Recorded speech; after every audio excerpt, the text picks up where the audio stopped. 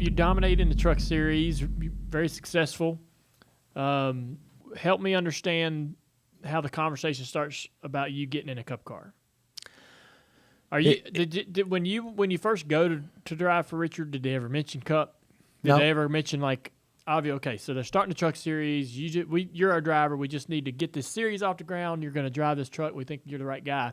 When was the first, like, hey man, we'd like to get you in a Cup car, run one race? When was that first mentioned? They just started teams. Like I think Rick and Jack Roush. Multiple car teams. Yeah, multiple. Starting to just get a little more popular. Yes, and your dad didn't want no teammate. Never. He wanted no teammate, Yeah. and so it's funny. Brett Bodine. Go ahead. It's funny how those guys were like that. Yeah. Because when I got into Cup racing, you wanted a teammate, or you wanted to. You almost have to have. You were going to have a teammate, Yeah. and you hoped that you had one you liked. Yeah. Now, even at this point, 20 years later, you need a teammate. You have to have a teammate. So Darrell Waltrip, Dad, and those guys in the 80s and into the 90s, I don't need no damn teammate. Yeah. Well, your dad probably didn't back then, but started getting his butt whipped by teams that had teammates. Yes. That rainbow car started coming around there, now you're in trouble. Yep. Yeah. But anyway, the Brett Bodine had the Lowe's deal. Yes. I think up at juniors, or he had his own deal or something. And this is back when there was still loyalty in our sport. They came to T. Wayne Robinson came to Richard, says, I got this sponsor deal for you. And Richard goes, I'm not going to take Brett's sponsor. We don't do that. We're not going to do that. And he said, you don't understand. They want this Mike Skinner in this car. And they're leaving Brett whether you take this deal or not. Yeah. So Richard calls me in. He goes, you ain't getting any younger. He said, we need to go ahead and do this. I had one more year in the truck. How old were you? 36, 37, something like that. I was getting pretty old. And so I said, okay. And, I made a lot more money, which was cool. But I'll never forget the kiss of death. It's like birdie in the first hole on the golf course. We go to Daytona, set on the pole. Yes. That's right. I remember that. The next, Terry Labonte had won the championship Who's the year your crew before. chief? Kevin Hamlin. Mm-hmm. And the next thing I know, halfway through the race, I'm driving harder than I've ever drove my whole life and racing Terry Labonte for 25th. And I went, man, this stuff is hard. Whenever the Cup guys would come to the trucks, I just beat up on them. I figured this is just going to be the same deal, same equipment, we're good. Well, it wasn't like that. But so does that mean that Richard's stuff was that far behind? No, I just don't think I was good enough yet. Okay. And Dale Senior was running well. He wasn't winning, but he'd win everything except for the 500 back then. Right. He'd win the dual race every year. He'd win the shootout. He was winning everything, but couldn't get the 500. But okay, we got to back up though, because all right, so the whole reason that RCR went to multiple teams is because of a sponsor availability. Is that accurate? Like Richard had not been entertaining that thought, because you had said that they, teams were starting to, layer up with some teammates and this, that. I'm sure Richard was thinking that because they were starting to get beat up by some of the two-car teams. Like Hendrick. Yeah. And so the sponsor becomes available. That was the time to pounce. Yeah. Okay, so it's sort of legendary that Dale didn't want a teammate. So how were you received? Like, what were the dynamics between the teammates then on that first, right when it became obvious that you were going to, before you even get to Daytona? This started in the truck because, first of all, here comes a guy, another redneck with a mustache. That's right. You did have a pretty good mustache. And he's driving the 3 with Goodwrench on the side of it. Think of what Dale was thinking. Like, I can that imagine. punk over here, get him out of here, And so I don't think there was great blood coming from him to begin with because somebody else was driving that. And Richard told me, and a lot of fans hated me. And Richard said, "Man, you're just going to have to create your own identity. If you run up front long enough, you'll get fans. Don't worry about it." And I was shocked. I mean, I was shocked that the money that we made the first year. I think my cut in T-shirts and trinkets was like $500,000 was my cut, or $550,000. I'm like, whoa! I've never seen that much money in my life. I'd never made more than $30,000, so it was a big deal. Yeah.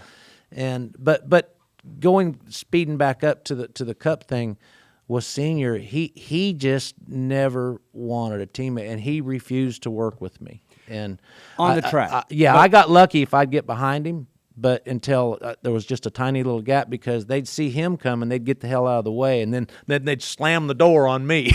How were y'all off the track? We were civil, so it was cordial. Yeah. It wasn't like, it didn't become just elementary or anything. It was fine. We only got in one wrestling match kind of thing. Let's hear it. And we were in New Orleans doing a GM deal, and all the muckety mucks are there, and we're walking outside this fancy hotel to get in the limo to go to this event. And of course, Dale, I'm riding shotgun. I said, no, you ain't. He goes, oh yeah, I am. And the next thing you know, we're rolling each other down the side of this car, beating the crap out of the side of this car. And Richard's going, oh, my God, these two idiots.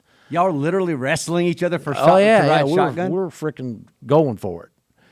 And I rode shotgun, by the way. You won the wrestling match? How'd that go over? Yeah. I bet he didn't say How'd a you word. pin him? He was pissed. Yeah. He was pissed. But we laughed it off, and Richard says, you guys really look like a couple of idiots, what's wrong with you guys? And the only other time that I was ready to be physical with your dad was, if you remember right, I pushed him by Jeff Gordon back, and then the next thing you know, he wins the 500. Jeff. Or Dale Sr. The one, the 98. The 98 one. The next year, I'm leading, handful of laps to go, or a lap to go, or whatever. Here he goes. He pushes Gordon by me. I'm like, I was the maddest I've ever been at him. And Richard had to set us down when we got to Vegas. I guess he set us down and you guys got to figure this out. This is stupid. And Dale wasn't ready to figure anything out, and I was just lividly pissed. But fast forward a little bit, we worked it out. Unfortunately, we never really got it worked out. He helped me a lot at Daytona, like took me in a rent-a-car, and he showed me their seams, and everybody's going to run right here. If you'll run up here about half a car length, you'll still have a right front on your car with 10, 15 laps to go before the end of the fuel run. A lot of these guys are going to be letting off the throttle right there, and you can run with it. And it helped me so much. And I always ran good at Daytona. And then we got to Richmond one time, and I was really, really fast for about 2 laps, and then I was terrible. And he got up on the truck. He goes, I'm letting off right there. You're letting off down here. You're faster for 2 laps, but then you're just in the way. And so he helped me a lot with that. And then it was like the switch flipped, not going to help me no more. And so we were in Texas, 31 car, top of the board, 3 car, 40th. And there's about 15 minutes to go in practice, and Richard comes on the radio and goes, Dale thinks there's something bent or broke in the right front suspension of this car. He says the car's just all bound up. He said, would you jump in the 3 car and run a couple laps? And I went, yeah, I mean, we were pretty good. We were ready to park it anyway. And I said, don't put tires on it. I said, I want it just like the last time he ran it. This is starting to get awkward.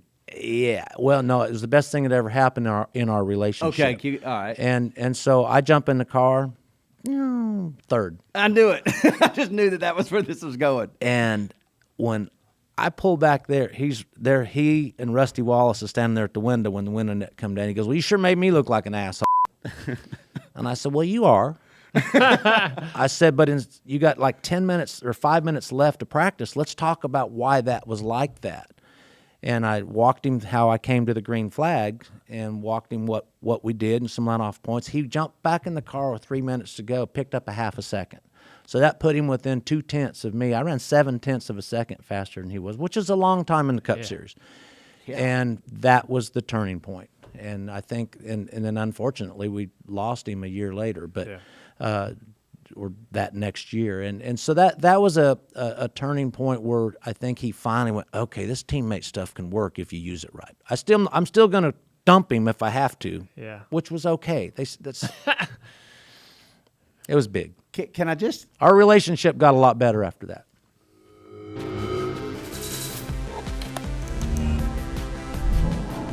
All right, if you like that, get on your smartphone, your tablet, Alexa, whatever it is you're using, and go listen to the podcast. The Dale Jr. Download is available for free on all major podcast platforms.